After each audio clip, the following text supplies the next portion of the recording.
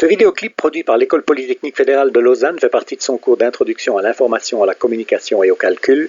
Il s'inscrit dans le 3e module de ce cours qui porte sur le fonctionnement et la sécurité des systèmes informatiques. Il est aujourd'hui de notoriété publique que le temps des codes personnels et des mots de passe est révolu. Trop compliqué pour beaucoup d'utilisateurs et surtout peu sûr contre les attaques au dictionnaire. Les banques d'abord, puis de plus en plus d'autres organismes officiels et enfin les acteurs de l'Internet ont adopté et imposent de plus en plus à leurs utilisateurs des méthodes d'authentification plus sûres. C'est le thème du présent clip. Une authentification plus sûre ne consiste pas à abandonner les codes personnels et les mots de passe, mais plutôt à les doubler d'une méthode d'authentification complémentaire. Une authentification dite à 2 canaux ou une authentification dite à 2 facteurs. Une authentification à 2 canaux signifie que l'ordinateur procédant à l'authentification envoie à l'utilisateur un code aléatoire par un canal ou réseau séparé, typiquement par SMS sur son téléphone portable, que l'utilisateur doit alors renvoyer via son clavier.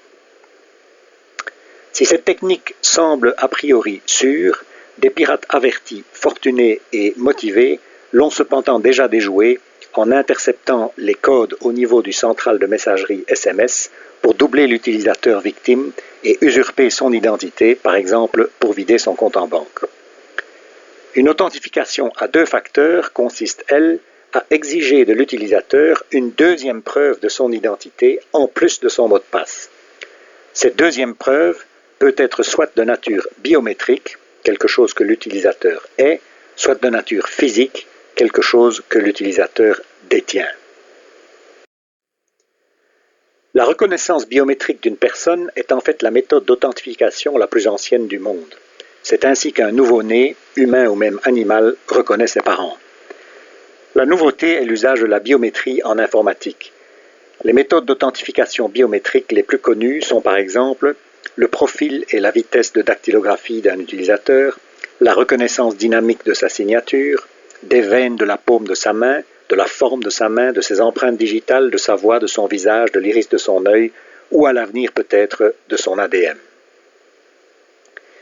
Le principal problème des caractéristiques biométriques d'un individu est qu'elles ne sont pas secrètes, et les pirates sont maîtres dans l'art d'enregistrer, de photographier ou de falsifier ces caractéristiques, comme le montre par exemple le vidéoclip renseigné ci-contre. De plus, l'authentification biométrique est sujette à de faux positifs, à cause de manque de précision, tout à fait indésirable, et à de faux négatifs, par exemple quand l'ordinateur ne peut pas reconnaître la voix d'un enrhumé, l'empreinte digitale d'un doigt blessé ou le portrait d'un individu qui a trop vieilli. Au lieu ou en plus d'une authentification biométrique, on peut authentifier un utilisateur grâce à quelque chose qu'il détient, typiquement un jeton ou témoin matériel. Il existe dans ce domaine plusieurs types de témoins, avec ou sans interface vers l'utilisateur, ou avec ou sans interface vers sa station de travail. Les plus primitifs d'entre eux demandent un effort supplémentaire à l'utilisateur, les plus sophistiqués n'en demandent aucun et offrent même la possibilité d'authentifier non seulement l'utilisateur, mais même chacune de ses transactions. Le témoin ci-contre dispose d'une interface utilisateur, mais pas d'interface électronique. L'ordinateur envoie à l'utilisateur via le réseau normal un code aléatoire. L'utilisateur tape ce code sur le clavier de son témoin, qui lui renvoie une réponse cryptée, réponse que l'utilisateur doit alors renvoyer à l'ordinateur via son clavier. Le code aléatoire et sa réponse cryptée, qui change à chaque logon, empêchent un pirate de réutiliser un mot de passe volé, puisqu'il ne dispose pas, du moins en principe, du témoin nécessaire pour crypter les codes aléatoires. Le témoin ci-contre dispose aussi d'une interface utilisateur, mais pas d'interface électronique. Son usage est plus simple, en ce que l'utilisateur ne doit pas recevoir et taper de code aléatoire. Le code aléatoire est remplacé par une horloge en minutes interne au témoin qui chaque minute affiche la version cryptée de cette horloge que l'utilisateur doit alors renvoyer à l'ordinateur via son clavier. Le témoin représenté sur cette planche ne dispose pas d'interface utilisateur, mais d'une interface électronique.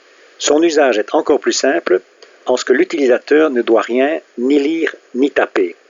Le code aléatoire est directement reçu et sa réponse cryptée directement renvoyée par le témoin via son interface électronique, généralement une prise USB ou un lecteur de carte à puce, comme on en trouve aujourd'hui sur beaucoup d'équipements informatiques. Certaines banques vont encore plus loin en imposant des témoins dotés d'interfaces utilisateurs et électroniques. Un tel témoin se comporte comme le précédent, avec l'avantage qu'il peut authentifier non seulement l'utilisateur, mais même chacune de ses actions.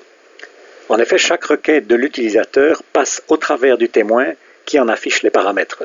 Par exemple, un montant à payer et le numéro de compte d'un destinataire sur le mini-écran. L'utilisateur peut alors vérifier ces paramètres et acquitter ou annuler la transaction en cliquant sur le bouton vert ou le bouton rouge du témoin. S'il acquitte la transaction, elle est cryptée et signée digitalement par le témoin. Un tel témoin est en soi un micro-ordinateur de poche. Sa grande différence avec un appareil classique est que le logiciel qu'il contient est strictement contrôlé par son distributeur, de telle sorte qu'un pirate ne peut pas y installer un maliciel. Ceci dit, distribuer de tels témoins à tout le monde est onéreux, alors que la majorité des individus disposent aujourd'hui dans leur poche d'un smartphone. Plutôt que distribuer des témoins, de plus en plus d'organismes distribuent des apps qui servent de témoins et que tout le monde peut télécharger sur son portable. De telles apps ne sont évidemment pas aussi sûres que des témoins séparés, car les smartphones peuvent être victimes de piratages informatiques, mais certaines applications sur certains smartphones sont cependant suffisamment sûres pour que beaucoup de fournisseurs de services leur fassent confiance. Pour plus de sûreté, certaines de ces apps sont spécifiques et restreintes aux organismes qui les distribuent. Elles remplacent les horloges en minutes ou nombres aléatoires faciles à capturer sur un réseau par des dessins aléatoires, ici des matrices de points colorés, beaucoup plus difficiles à capturer.